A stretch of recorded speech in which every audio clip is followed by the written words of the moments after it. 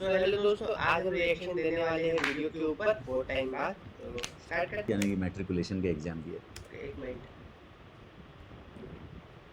Let me turn the voice of. यार मेरे हाथ में आई है आज बापू की मार्कशीट। महात्मा गांधी महात्मा 1887 गांधी में जी की इन्होंने वो 10वीं यानी कि मार्कशीट। मैट्रिकुलेशन के एग्जाम दिए थे। ये उनकी पुरानी फोटो है और Bapu was quite a dapper person in his young age. लेकिन इनकी मार्कशीट 1887 की वो हमारे सामने है। आज पोल खुलने वाली है गांधी बाबू जी की। महात्मा गांधी जी ने 10वीं क्लास पास की थी एल्फ्रेड हाई स्कूल, उसको काठियावाड़ हाई स्कूल भी कहते हैं, 1887 में। काठियावाड़ तो मेरी वाइफ भी है। और उनकी ओरिजिनल मार्कशीट अभी तक प्रिजर्व्ड है। तो आइए बापू के मार्क्स देखते हैं। बंदे में था दम, वंदे मातरम। देखे तो सही बंदे में मार्क्स था में दम, कितना दम है वंदे बापू के। मातरम। क्या पढ़ाई वढ़ाई करते थे भैया। याद रखिए कि ये मार्कशीट जो है ये 1887 की है और ओके। बापू का ब्याह हो चुका था 1883 में। और अगले साल ही 1888 में बापू लंदन चले गए थे लॉ पढ़ने के लिए। तो यार ये यहाँ पे मार्क्स दिए हुए, दिस इज दी, ये जो राइट मार्क्स है ना, इसके आगे ये आपको दिख नहीं रहा होगा, इस पे मोहनदास करमचंद गांधी लिखा हुआ है और यहाँ पे इनकी रैंक लिखी हुई है। यहाँ पे ये 404 रैंक है और यहाँ पे इनका नाम गांधी मोहनदास करमचंद। ठीक है, मैं इसको थोड़ा सा एनलार्ज ठीक है। करता हूँ ताकि आप देख पाएं। होल्ड कीजिए, अब दिख रहा होगा शायद, गांधी मोहनदास करमचंद। और इनकी रैंक आई थी 404। अब इनके मार्क्स देखते हैं बापू के। बापू के मार्क्स आए हैं 89 इंग्लिश में, आउट ऑफ 200 है। उसके बाद बापू के गुजराती में आए हैं 45.5, ये आउट ऑफ 100 है।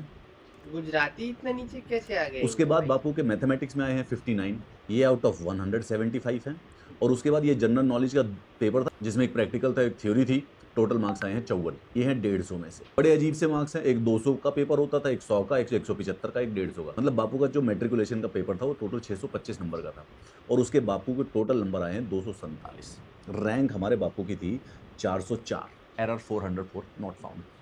अब 247 625 में से आए हैं तो इसका मतलब 40% के करीब है ना। 300 300 वुड बी द 50%, तो 250 के करीब 40% से नीचे। मतलब आज के ज़माने में अगर बापू कोई कॉम्पिटिटिव एग्जाम देते तो मेरे ख्याल से एलिजिबल नहीं होते। जनरली स्पीकिंग बहुत सारे एग्जाम में इनकी 60% एलिजिबिलिटी होती है, एटलीस्ट इनको 40 से तो ऊपर ही है। बापू। बट हमें ये बात ध्यान रखनी चाहिए कि बापू का एग्जाम 1887 में होता था, तब तक तो बापू की शादी के 4 साल हो चुके थे। सही कुछ भी बात हो यार, बाबू जवानी में डायपर लगा करते थे।